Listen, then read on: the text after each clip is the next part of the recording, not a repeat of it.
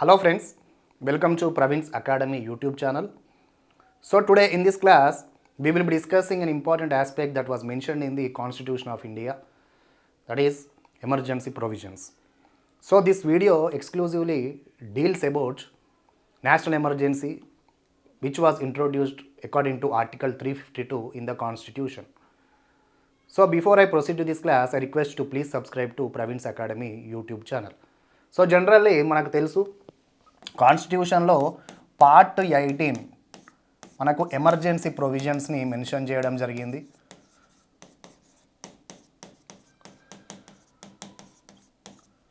So article 352 national emergency, article 356 presidents rule and article 360 మనకు financial emergency.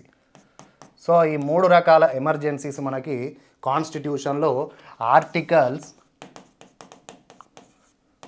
352 to 360 వరకు మనకు mention చేయడం జరిగింది. సో ఈరోజు ఈ క్లాస్లో మనము only article 352 which is the most important article, దీనినే మనము నేషనల్ ఎమర్జెన్సీ కూడా అంటాం. దీని గురించి మనం ఈరోజు వీడియోలో సమగ్రంగా తెలుసుకుందాం. So article 352 generally this is an extraordinary power of the constitution. So జనరల్గా మన constitution is federal in structure అంటాం, బట్ యూనిటరీ ఇన్ స్పిరిట్ అంటాం. సో ఫెడరల్ స్ట్రక్చర్ అంటే ఏంటమ్మా? So the powers are distributed between the central and the state governments, that is regional governments. So మనకి emergency provisions emergency పెట్టకముందు దేశం ఫెడరల్గా మనకు rule చేస్తూ ఉంటుంది. అంటే స్టేట్ యొక్క పవర్స్ స్టేట్కి, సెంట్రల్ యొక్క పవర్స్ సెంట్రల్కి, local self government. This is the federal structure. Unitary అంటే complete under the control of the central అనేది ఉంటుంది. So without the formal amendment of the constitution amend చేయకుండా ఈ federal structure of the constitution యూనిటరీగా అవుతుంది. ఎటువంటి టైంలో? ఈ ఎమర్జెన్సీ ప్రొవిజన్స్ టైంలో. అంటే central becomes more powerful. So the powers of the state is under the control of the central government అని కూడా మనం చెప్పవచ్చు during the times of emergencies. So ఇటువంటివి పెట్టడానికి మెయిన్ రీజన్ ఏంటిదంటే to protect the sovereignty of India, to protect the integrity of India and also to protect the democracy of India. So ఇటువంటి పరిస్థితులలో మనం సోవర్నిటీ, యూనిటీ, ఇంటిగ్రిటీ, అలానే democratic political system, అలానే కాన్స్టిట్యూషన్ని కాపాడుకునే భాగంగా మనకి ఎమర్జెన్సీ ప్రొవిజన్స్ని ఒక ఎక్స్ట్రా ఆర్డినరీ పవర్గా పెట్టినటువంటి ప్రొవిజన్స్ ఇవి. సో జనరల్గా మనకి emergency provisions can be imposed on 3 grounds. Article 352 national emergency. First వచ్చేసి వార్ అంటాం, second external aggression,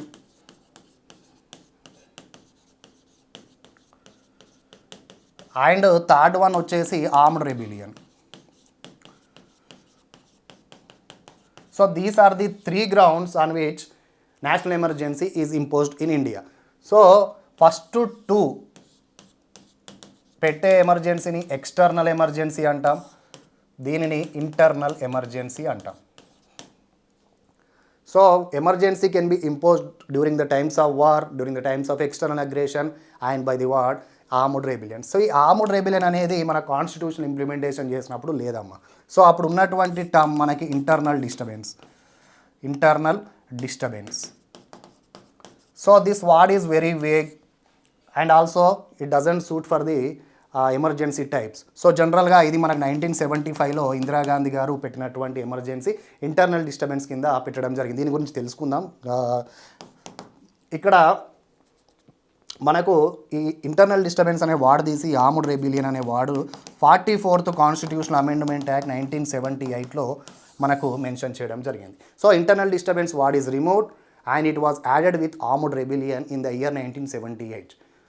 so now ఈ ఆర్మ్డ్ రెబిలియన్ ద్వారానే మనకి ఎమర్జెన్సీ పెట్టడానికి అవకాశం ఉంటుంది. ఎందుకంటే ఈ internal disturbance is nowhere mention in the constitution. It was removed through 44th constitutional amendment act 1978 during the times of Janata governments.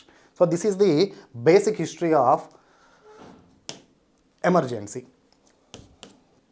So if the president, ఎవరికి అధికారం ఉంటుంది? ఎమర్జెన్సీ పెట్టే అధికారం ప్రెసిడెంట్ గారికి ఉంటుంది. ప్రెసిడెంట్, ఇఫ్ ద ప్రెసిడెంట్ ఒకవేళ అతను నిర్ణయించుకుంటే war is imminent, external aggression is real and armed rebellion is real అన్నప్పుడు మనకి ప్రెసిడెంట్ గారు ఈ ఎమర్జెన్సీని ప్రవేశపెట్టడం జరుగుతుంది. ఎప్పుడు ప్రవేశపెడతారు? On the recommendation of the return recommendation of the cabinet. Return recommendation of the cabinet. This is mandatory. In the year 1975 అమ్మ ఇందిరాగాంధీ గారు ఇంటర్నల్ ఎమర్జెన్సీ పెట్టినప్పుడు అసలు క్యాబినెట్ యొక్క డిసిషనే తీసుకోలేదు. It is the decision of the only that one particular person. Prime minister గారు తీసుకున్నారు, president గారికి చెప్పారు, ఫక్రుద్దీన్ అలీ అహ్మద్ గారు the very next day emergency పెట్టారు. So this is very controversial emergency. So దీనిని మనకు మార్చే క్రమంలో మనకు ఒక constitution amendment act 44th constitution amendment act ద్వారా ఇటువంటి తప్పుల్ని సరిచేయడం. సో దీని ద్వారా మనకి ఖచ్చితంగా return recommendation of the cabinet ఉండేలాగా చూసుకోవడం. 44th constitutional amendment act 1978 which is very mandatory. ఈ రిటర్న్ రికమెండేషన్ వచ్చిన తర్వాత మనకి ఇటు లోక్సభలో ఇటు రాజ్యసభలో ఖచ్చితంగా స్పెషల్ మెజారిటీతో పాస్ అవ్వాలి. స్పెషల్ మెజారిటీతో పాసు ఖచ్చితంగా అవ్వాలి లోక్సభ ప్లస్ రాజ్యసభ. అటువంటి పాస్ అయిన బిల్లు 6 months వరకు వ్యాలిడిటీ ఉంటుంది. 6 monthsలో ఖచ్చితంగా మళ్ళీ లోక్సభ ప్లస్ రాజ్యసభ స్పెషల్ మెజారిటీతో మళ్ళీ ఆమోదించాలి. సో ఇలా ఆమోదించుకుంటూ పోతూ ఇండెఫినైట్ టైం పీరియడ్ వరకు మనకు ఎమర్జెన్సీ కంటిన్యూషన్లో ఉంటుంది. సో ఇది ఎప్పటి వరకు ఆమోదించాలి అంటే టైం పీరియడ్ ఎంత అమ్మా అంటే 1 month. ఎర్లియర్ ఎంత ఉండే 2 months ఉండే. ఈ 2 months పీరియడ్ని 1 month కూడా మనకు 44th కాన్స్టిట్యూషన్ అమెండ్మెంట్ యాక్ట్ ద్వారానే తగ్గించడం జరిగింది. సో 1 month ప్రెసిడెంట్కి return recommendation and special majority is mandatory. అంటే majority of the house and also not less than 2/3 members of the house present and voting. ఇవి 2 కార్యక్రమాలు ఖచ్చితంగా అమలైతేనే దానిని స్పెషల్ మెజారిటీ అంటాం. సో ఇటువంటి నిర్ణయాల ద్వారానే మనం ఎమర్జెన్సీని పెట్టే హక్కు ఉంటుంది. ఒకవేళ లోక్సభ కనుక డిసాల్వ్ అయిన పరిస్థితి ఉంటే ఈ ఎమర్జెన్సీ పెట్టే టైంలో 1 monthలో అప్పుడు ఏం చేయాలంటే లోక్సభ మళ్ళీ రీఅసెంబ్లీ అయినప్పుడు మళ్ళీ 1 month లోపల ఖచ్చితంగా ఈ బిల్లుని స్పెషల్ మెజారిటీతో ఆమోదించాలి. In the meanwhile Rajya Sabha has to pass the bill. So ఇటువంటి సందర్భంలో మనకి ఎమర్జెన్సీ ప్రొవిజన్స్ని మెన్షన్ చేయడం జరిగింది. So these are the on the grounds on how the way the emergency is introduced. Next అమ్మ, ఇప్పటివరకు ఇండియాలో మనకి 3 నేషనల్ ఎమర్జెన్సీస్ వచ్చాయి. ఫస్ట్ వచ్చేసి 1962లో ఇండియా చైనా వార్ టైంలో, అప్పుడు ప్రైమ్ మినిస్టర్ వచ్చేసి నెహ్రూ గారు. Next 1971 India Pakistan war, Bangladesh liberation ఇదే టైము. అప్పుడు ఇందిరాగాంధీ గారు ప్రధానమంత్రి. Next 1975 on the grounds of internal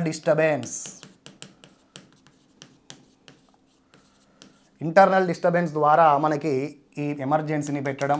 so అప్పుడు కూడా ప్రధానమంత్రి ఇందిరాగాంధీ గారు. సో 1965లో కూడా మనకి ఒక ఎమర్జెన్సీ రావడం, ఇండియా పాకిస్తాన్ వార్. అప్పుడు లాల్ బహదూర్ శాస్త్రి గారు ప్రధానమంత్రి.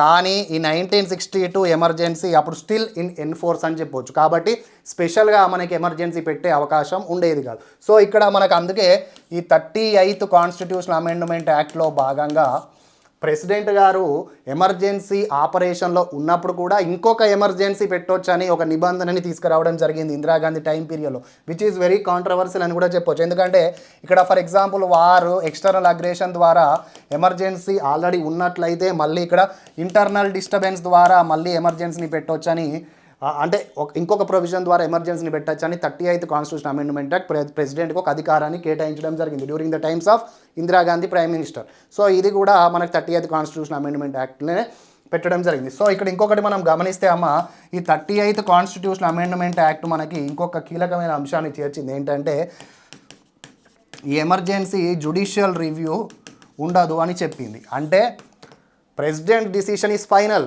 ఇంతకుముందు ఇలా ఉండేది కాదు. జనరల్గా ప్రెసిడెంట్ అనుకుంటే ఎమర్జెన్సీ పెట్టేవారు. ఈ అన్నింటినీ తీసేసిన అమెండ్మెంట్ ఏంటంటే 44th కాన్స్టిట్యూషన్ అమెండ్మెంట్ యాక్ట్. ఈ 30th కాన్స్టిట్యూషన్ అమెండ్మెంట్ యాక్ట్ ప్రకారం ప్రెసిడెంట్ కనుక నిర్ణయించుకుంటే అది జ్యుడిషియల్ కోర్టుకు వెళ్ళాల్సిన అవసరం కూడా లేదు. అది తప్ప, కరెక్ట్ గ్రౌండ్స్లో పెట్టారా, ఇవన్నీ పట్టించుకోవాల్సిన అవసరం లేకుండా డైరెక్ట్ ఎమర్జెన్సీ పెట్టేవారు. సో దీనిని చాలా మిస్యూజ్ జరుగుతుందని మిస్యూజ్ జరిగిందని కూడా తెలుసుకున్నటువంటి జనతా గవర్నమెంట్ తర్వాత ఈ 44th కాన్స్టిట్యూషన్ అమెండ్మెంట్ యాక్ట్ ద్వారా మనకు ఈ ప్రొవిజన్ని రద్దు చేసి emergency is now prone to judicial review అని చెప్పింది. ఎందుకంటే మిస్యూజ్ చేసే భాగంగా ఎప్పుడు పడితే అప్పుడు ఎమర్జెన్సీ పెడితే ప్రజాస్వామ్యం విలువలకి, ప్రజాస్వామ్యానికే ఇది ఒక మాయని మచ్చలాగా ఉంటుంది. కాబట్టి దీనిని తీసేసింది. సో ఇప్పుడు అలానే దీని కొనసాగింపులో భాగంగా 1980లో మినర్వా మిల్స్ కేసులో కూడా మనకు సుప్రీంకోర్టు క్లియర్ కట్గా ఈ స్టేట్మెంట్ ఇచ్చింది. Emergency can be imposed during వాటి మాలాఫైడ్స్ అని డిఫరెంట్ రాంగ్ ఇంటెన్షన్స్ తోటి పెట్టినటువంటి ఎమర్జెన్సీస్ ఖచ్చితంగా జ్యుడిషియల్ రివ్యూ అవసరం ఉంటుందని కూడా మనకి మినర్వా మిల్స్ కేసులో చెప్పడం జరిగింది. Because to protect the sovereignty, integrity, unity, democratic principles of the constitution ఇలాంటి నిర్ణయం తీసుకున్నారు. ఎందుకంటే మాలాఫైడ్ ఇంటెన్షన్స్ తోటి, ఇలాంటి ఇంటెన్షన్స్ తోటి కూడా ఎమర్జెన్సీ పెడితే అది జ్యుడిషియల్ రివ్యూ లేకపోతే ఖచ్చితంగా దేశం యొక్క ప్రజాస్వామ్యానికే ఇది భంగం కలిగే వాటిల్లే అవకాశం ఉంటుంది. సో దీనిని రెక్టిఫై చేసే ఉద్దేశంతో మనకి 44th కాన్స్టిట్యూషన్ అమెండ్మెంట్ యాక్ట్లో మనకు క్లియర్ కట్గా ఈ రెక్టిఫై చేయడం జరిగింది. నెక్స్ట్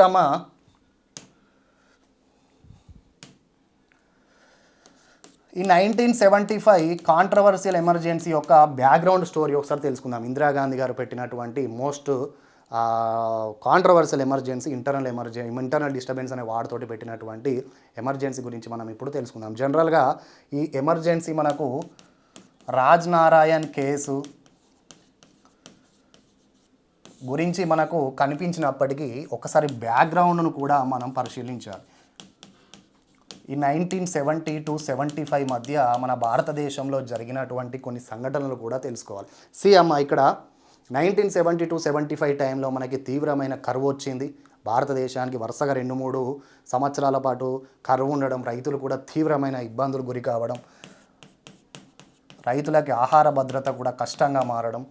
ఇదే టైంలో మనకి రైల్వే ఎంప్లాయీస్ స్ట్రైక్ చేయడం. 1973 జార్జ్ ఫెర్నాండెస్, ఈ George Fernandes all India railway ఒక సంఘానికి ఒక అధ్యక్షుడిగా ఉండి అతడు రైల్వే సమ్మెకి పిలుపునివ్వడం, సుమారుగా 17 లక్షల మంది ఎంప్లాయీస్ 20 రోజుల పాటు ఈ రైల్వే సమ్మెలో పాల్గొనడం, దీనివల్ల ప్రజా రవాణా మీద తీవ్రమైన ఒక ఇంపాక్ట్ చూపించడం కూడా జరిగింది. Which led to the financial trouble for the Indian economy అని కూడా చెప్పవచ్చు. అలానే విపరీతంగా ఆయిల్ ప్రైజెస్ పెరగడం, which finally led to the inflation. So ఇక్కడ మనకి విపరీతంగా ధరలు పెరగడం, which final led to the inflation, which is one of the factor. Next అలానే 1971 వార్ తర్వాత దాదాపు 1 కోటి మంది శరణార్థులు అటు బంగ్లాదేశ్ నుండి ఇండియాకి రావడం. So which also led to the financial trouble for India. ఎందుకంటే ఈ వార్ భాగంగా చాలా వరకు ఫైనాన్షియల్గా ఇండియా నష్టపోయింది. సో ఇటువంటి కారణాలు. ఇంకా ఈ గుజరాత్లో యువకులు నవనిర్మాణ్ అనే ఒక పేరిట ధర్నాలు, ఆందోళనలు, నిరాహార దీక్షలు, పోరాటాలు చేయడం, ఇది బీహార్కి కూడా పాకడం. సో ఇదే సందర్భంలో మనకి జయప్రకాష్ నారాయణ గారు కీలకమైన నాయకుడు. ఈ నాయకుడు రామ్లీలా మైదానం ఢిల్లీలో ఒక సభ పెట్టి మనకేం చెప్పడం, ఈ మిలిటరీ కానీ పోలీసు కానీ చట్టబద్ధంగా ఇందిరాగాంధీ ప్రభుత్వం ఇచ్చే ఎటువంటి ఆదేశాలనైనా ధిక్కరించండి అని చెప్పడం. సో ఇవన్నీ గమనిస్తున్నటువంటి ఇందిరాగాంధీ ప్రభుత్వం ఈ కీలకమైన సందర్భంలో ఒక ఇమీడియట్ కాజ్ కింద మనకి రాజ్ నారాయణ్ ఇందిరాగాంధీ ఎన్నిక చెల్లదు 1971 రాయ్బరేలీ నుంచి అని కోర్టుకు వెళ్ళడం. ఏ కోర్టుకమ్మా? అలహాబాద్ కోర్టుకు వెళ్ళడం. ఈ అలహాబాద్ కోర్టు న్యాయమూర్తి అయినటువంటి జగన్మోహన్ సిన్హా గారు కూడా ఇందిరాగాంధీ ఎన్నిక చెల్లదు అని చెప్పడం. ఈ రాజనారాయణ గారు ఏం చెప్పారంటే అక్కడ ఇందిరాగాంధీ విపరీతంగా ప్రభుత్వ యంత్రాంగాన్ని వాడుకుంది, మిస్యూజ్ ఆఫ్ పవర్ చేసింది, డబ్బుల్ని ఖర్చు పెట్టింది, ఇవన్నీ కారణాలతో ఈమె ఎన్నిక చెల్లదు అని హైకోర్టుకు వెళ్ళడం. హైకోర్టుకు వెళ్ళిన తర్వాత రాజనారాయణ గారు జగన్మోహన్ సిన్హా గారు జస్టిస్ గారు క్లియర్ కట్ ఇందిరాగాంధీ ఎన్నిక చెల్లదు, ఇందిరాగాంధీ 6 years వరకు ఎటువంటి ఎన్నికలలో పోటీ చేయడానికి అవకాశం లేదు అని తీర్పు ఇవ్వడం. సో ఇది గమనించినటువంటి ఇందిరాగాంధీ గారు సుప్రీంకోర్టుకు వెళ్ళడం. అక్కడ ఉన్నటువంటి కృష్ణ అయ్యర్ గారు మనకి ఇందిరాగాంధీ గారు పార్లమెంట్లో ఉండొచ్చు, పార్లమెంటు ప్రొసీడింగ్స్ వినొచ్చు, కానీ ఓటింగ్ వేయడానికి అవకాశం ఉండదు, ప్రధానమంత్రిగా కొనసాగచ్చు అని చెప్పారు. సో దీన్ని గమనించినటువంటి ప్రతిపక్ష పార్టీలు మొరార్జీ దేశాయ్ గారు అయితే, జయప్రకాష్ నారాయణ గారు అయితేనేమి, ఎల్కే అద్వానీ గారు, వాజ్పేయి గారు, వీళ్ళందరూ ఇందిరాగాంధీకి నైతికంగా ఒక్క నిమిషం కూడా ప్రధానమంత్రి పదవిలో కూర్చోవడానికి అర్హత లేదు, తక్షణమే రాజీనామా చేయాలని విపరీతంగా పోరాటాలు చేయడం.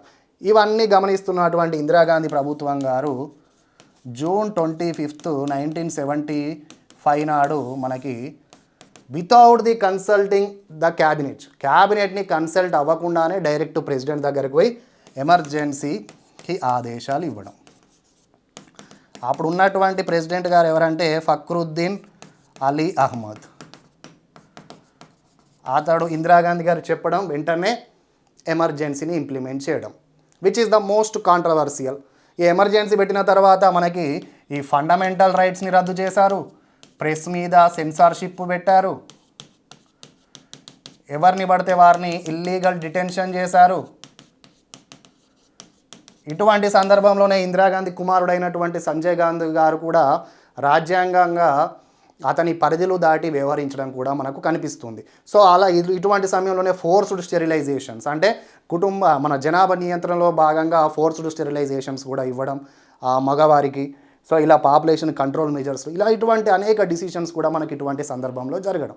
సో ఇవన్నీ కాలక్రమేణా ఎన్నికలలో ఇందిరాగాంధీ గారు రాయ్బరేలీ నుంచి ఓడిపోవడం, సంజయ్ గాంధీ గారు అమేథీ నుంచి ఓడిపోవడం, జనతా పార్టీ మళ్ళీ ప్రభుత్వంలో కాంగ్రెస్ ఇతర మొట్టమొదటి ప్రభుత్వంగా జనతా పార్టీ అధికారంలోకి రావడం. So this is the brief history of 1975 internal emergency during the times of Indira Gandhi. అప్పుడు పెట్టినటువంటి వార్డ్ ఏంటంటే ఇంటర్నల్ డిస్టర్బెన్స్ ఉంది దేశంలో, కాబట్టి ఎమర్జెన్సీ పెట్టాల్సిన అవసరం ఉంది అని ఇందిరాగాంధీ గారు ప్రెసిడెంట్ గారికి చెప్పడం, ప్రెసిడెంట్ గారు ఇంప్లిమెంట్ చేయడం. సో 1977 March 21 వరకు మనకు emergency is in operation. So just imagine the situation of the people in India if the emergency completely takes away all the rights which were laid in the Constitution of India for 2 continuous years, which is absolutely very terrific, which is absolutely very it's not about terrific, it's about blatant misuse of power by the then government. So this is how the emergency was imposed, how it led to the misuse of powers. ఇంతకుముందు మనము ఎలా emergency provisions పెట్టవచ్చో చూసాం. ఇలా revocation అంటే రద్దు చేసే అధికారం ఎలా అని ఒకసారి మనం గమనిస్తే ప్రెసిడెంట్ గారు అన్నీ సమగ్రంగా ఉన్నాయి, అన్నీ కరెక్ట్గా ఉన్నాయి అని భావిస్తే, అన్ని పరిస్థితులు మన కంట్రోల్లోకి వచ్చాయని భావించినప్పుడు ప్రెసిడెంట్ గారు తమ డిసిషన్ తీసుకోవచ్చు, డైరెక్ట్గా ఎమర్జెన్సీని రద్దు చేయవచ్చు. అలానే లోక్సభ సింపుల్ మెజారిటీతో పాస్ చేసి రద్దు చేయవచ్చు. అలానే లోక్సభ 1/10 మెంబర్స్ ఒక రిటర్న్ లెటర్ అటు స్పీకర్ గారికి, ఒకవేళ house is in session, house నడుస్తుంటే స్పీకర్ గారికి, లేకపోతే ప్రెసిడెంట్ గారికి if house is not in session ఉన్నప్పుడు ఇచ్చి ఈ 14 రోజుల లోపల ఈ బిల్లుని లోక్సభలో ప్రవేశపెట్టి డిస్కషన్ చేసి ఓటింగ్ చేస్తే ఆటోమేటిక్గా మనకి ఈ బిల్ అనేది, ఎమర్జెన్సీ బిల్ అనేది రివోకేషన్ అవుతుంది, అంటే రద్దు అవుతుంది. సింపుల్గా రివోకేషన్ ఆఫ్ ప్రోక్లమేషన్ ఆఫ్ ఎమర్జెన్సీ అంటాం దీన్ని.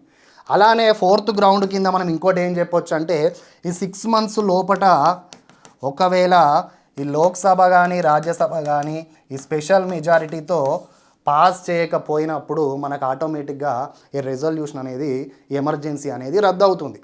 సో అక్కడ ఇంప్లిమెంటేషన్ దారులు చూసాం, ఇక్కడ రివోకేషన్ అని కూడా చూసాం. అలానే మనకు 38th కాన్స్టిట్యూషన్ అమెండ్మెంట్ ఇంతకుముందు యాక్ట్ చెప్పినట్టు ఎమర్జెన్సీ ఉన్నప్పుడు ఇంకొక ఎమర్జెన్సీ పెట్టడానికి కూడా అవకాశం ఉంటుంది.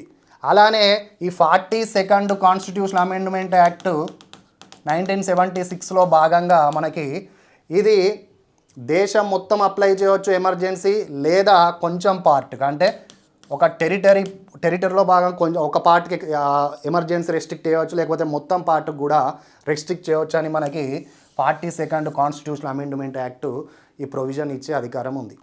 అంటే ప్రెసిడెంట్ గారు ఇక్కడ ఇంకొక విషయం గుర్తుపెట్టుకోవాల్సింది ఏంటిదంటే, ప్రెసిడెంట్ గారు పరిస్థితులు చేయి దాటినప్పుడు మనకు ఎమర్జెన్సీ పెట్టవచ్చు.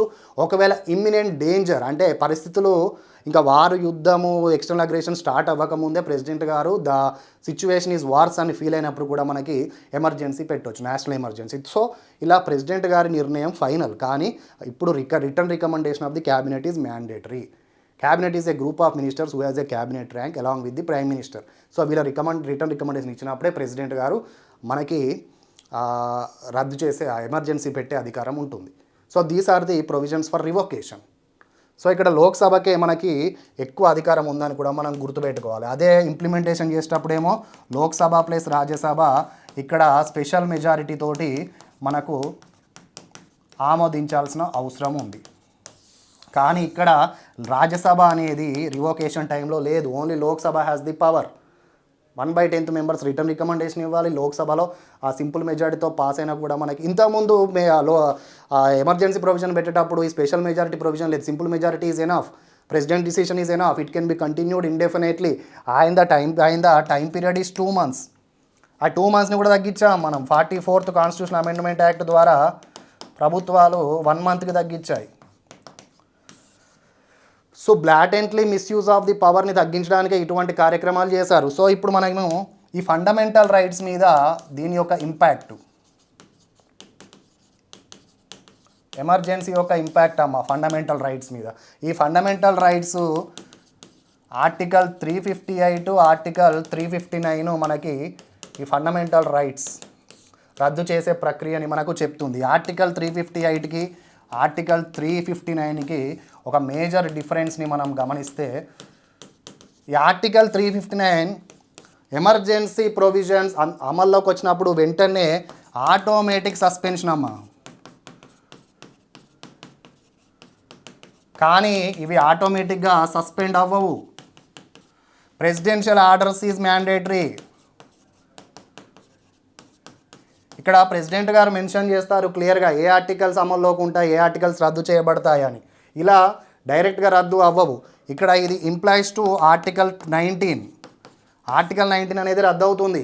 అంటే 6 rights which are guaranteed under article 19, right to freedom, expression, assembly. ఇలా మనకి ఆర్టికల్ 19 ఏవైతే ఇస్తుందో 6 ఆర్టికల్స్ మనకు రద్దు చేయబడతాయి అండర్ ఆర్టికల్ 358 ఫండమెంటల్ రైట్స్లో భాగంగా. సో ఇక్కడ ప్రెసిడెంట్ గారు క్లియర్ కట్గా మనకు మెన్షన్ చేస్తారు ఆర్డర్లో, ప్రెసిడెన్షియల్ ఆర్డర్స్లో ఏ ఆర్టికల్స్ రద్దు అవుతాయి అని. ఫర్ ఎగ్జాంపుల్ ఆర్టికల్ 14 ఇలా మెన్షన్ చేస్తారు. 1975లో ఎమర్జెన్సీ పెట్టినప్పుడు ఫక్రుద్ అహ్మద్ గారు ప్రెసిడెన్షియల్ ఆర్డర్ ద్వారా క్లియర్ కట్గా మనకు మెన్షన్ చేశారు. ఆర్టికల్ 14, ఆర్టికల్ 21 కూడా రద్దు చేశారు, right to life and personal liberty అని, which is very controversial. And also ఇక్కడ దీని ప్రకారం మనకి ఇది కంప్లీట్గా ఇండియా కంట్రీకి మొత్తం అప్లై చేస్తుంది. కానీ ఇక్కడ ఈ కంట్రీకా మరి పార్షియల్గా అనేది అక్కడ ప్రెసిడెన్షియల్ గారు డిసైడ్ చేస్తారు. ఇది ఎమర్జెన్సీ ప్రొవిజన్ రద్దయ్యే వరకు ఈ ఆర్టికల్ 358 ప్రకారం ఇవి రద్దు చేయబడతాయి. కానీ ఇక్కడ ఇది ఎంత టైం పీరియడ్ అని కూడా మనకు క్లియర్ కట్గా మెన్షన్ చేసి ఉంటుంది. అలానే ఇది ఆర్టికల్ 19ని కంప్లీట్గా రద్దు చేస్తుంది, ఇవి అన్ని రద్దు చేస్తుంది, కానీ రద్దు చేసే అధికారం ఉంటుంది. కానీ article 20 and article 21 cannot be suspended, right to life and personal liberty. ఇక్కడ కన్విక్షన్ అండ్ అఫెన్సెస్లో కూడా ఆర్టికల్ 20 రద్దు చేయబడదు. So these are the important provisions article 358కి ఆర్టికల్ 359కి ఉన్నటువంటి డిఫరెన్సెస్, మేజర్ డిఫరెన్సెస్ ఈ 2 ఆర్టికల్స్ ద్వారా మనము తెలుసుకున్నాం. అలానే ఈ ఎమర్జెన్సీ ఇంపాక్ట్ ఆల్రెడీ మనం డిస్కషన్ చేసాం. Central becomes more powerful. State లిస్ట్లో ఉన్నటువంటి సబ్జెక్ట్స్లో కూడా సెంట్రల్ మనకి చట్టాలు చేసే అధికారం ఉంటుంది. అలానే for example the president can decide if the finances can be reduced, if the finances can be cancelled also.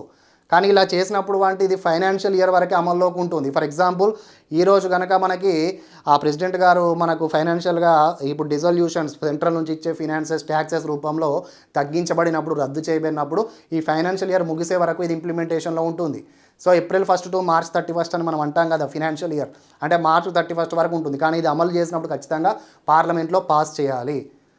So ఇది కూడా మనకి మెన్షన్ చేయబడింది. అంటే సెంటర్ స్టేట్ రిలేషన్స్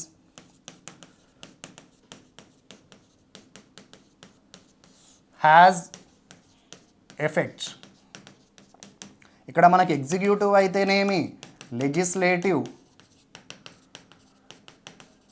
అలానే మనకి ఫినాన్షియల్గా ప్రతి విషయంలో ఈ ఎమర్జెన్సీ టైంలో ఖచ్చితంగా మనకి చాలా ఇంపాక్ట్ అనేది ఉంటుంది. ఎందుకంటే స్టేట్ సబ్జెక్ట్స్లో ఉన్నటువంటి లిస్టుల మీద కూడా పార్లమెంటు చట్టం చేసే అధికారం ఉంటుంది. For example state list education ఇలాంటి అంశాలని లోకల్ మనకేమంటారు పోలీసు ఇలాంటివి, లా అండ్ ఆర్డర్ ఇలాంటి అంశాల మీద కూడా మనకు చట్టం చేసే అధికారం ఉంటుంది. అందుకే చెప్తున్నాం సెంట్రల్ బికమ్స్ మోర్ పవర్ఫుల్. దీన్ని ఉద్దేశించి ఒకసారి కాన్స్టిట్యూషన్ అసెంబ్లీలో డ్రాఫ్టింగ్ కమిటీ చైర్మన్ అయినటువంటి బిఆర్ అంబేద్కర్ గారు even America federalism is very strong, it is mould in the strong centre of federalism అంటాడు. అదే మన ఇండియా మటుకు ఎటువంటి పరిస్థితుల్లో అయినా అమెరికా ఫెడరలిజం అనేది యూనిటరీ అవ్వదు. కానీ India under extraordinary circumstances like emergencies federal structure ఉన్నటువంటి ఇండియా కాన్స్టిట్యూషన్ యూనిటరీగా మారుతుంది. ఎప్పుడు మారుతుంది? Without the formal amendment of the constitution. Formal amendment of the constitution ఇక్కడ మనం గమనిస్తే ఇక్కడ మనం అమెండ్మెంట్ చేస్తున్నామా? చేయట్లేదు. ఎమర్జెన్సీ ప్రొవిజన్స్ వచ్చినప్పుడు, ఎమర్జెన్సీ పెట్టినప్పుడు డైరెక్ట్గా federal structure of the country becomes unitary. So ఇటువంటి అంశాలు మనము గుర్తుపెట్టుకోవాల్సిన అవసరం ఖచ్చితంగా ఉంటుంది. సో ఇలా without the formal amendment of the constitution the federal structure of the constitution of India becomes the unitary one. అంటే ఇంతకుముందు డివిజన్ ఆఫ్ పవర్స్ ఉండేది సెంట్రల్ స్టేట్కి, ఈవెన్ లోకల్ సెల్ఫ్ గవర్నమెంట్స్. కానీ ఇది ఎమర్జెన్సీ టైంలో central becomes more powerful to protect the sovereignty, unity, integrity and also democratic principles of the country and also to protect the constitution. ఇవన్నీ చేర్చే క్రమంలో central అప్పుడు ఉన్నటువంటి చట్టాలని తాత్కాలికంగా రద్దు చేయబడుతుంది. ఎప్పుడైతే ఎమర్జెన్సీ సీజ్ టు ఆపరేట్ ఇవన్నీ మళ్ళీ పవర్స్ ఆటోమేటిక్గా వస్తాయి. So these are the extraordinary situation.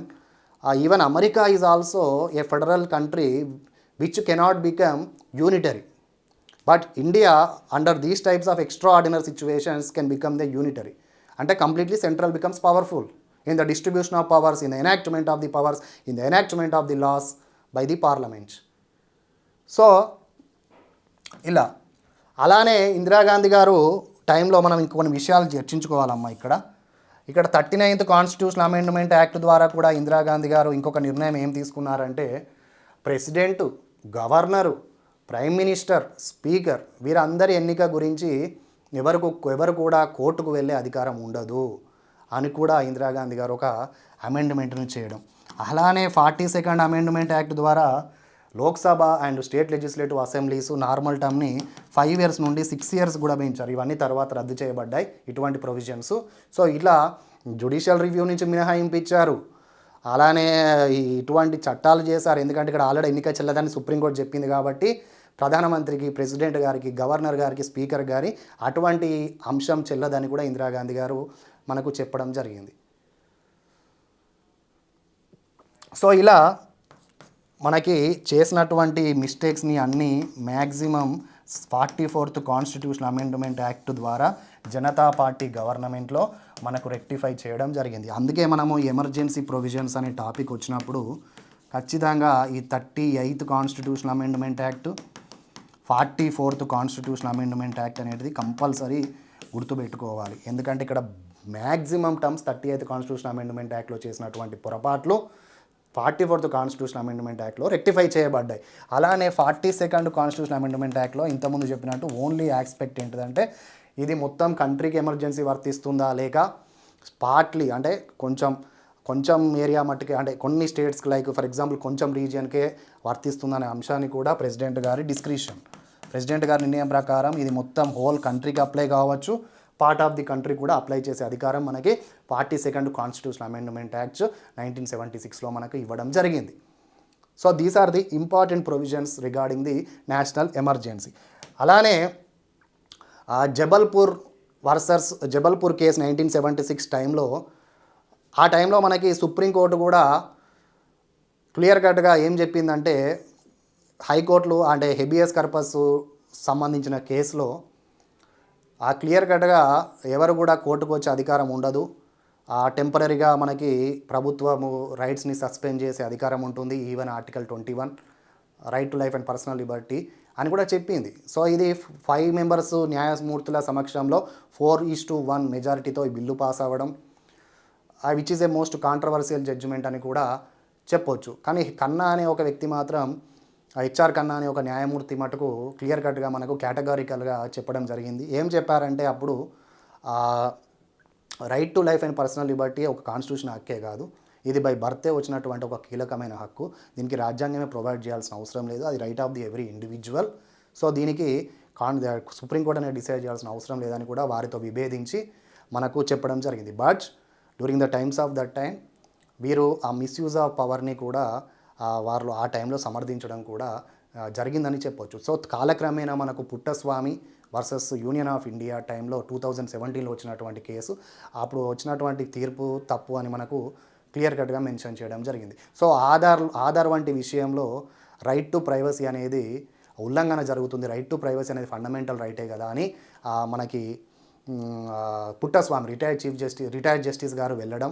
So ఆ టైంలో మనకు జరిగినటువంటి తీర్పు ఏమని ఇచ్చారు, 9:1 మెజారిటీతో 9 మంది న్యాయమూర్తులు ఇచ్చినటువంటి తీర్పు ఏంటిది, రైట్ టు ప్రైవసీ అనేది ఒక fundamental rights, article 29 right to life and personal లిబర్టీలో ఒక భాగం.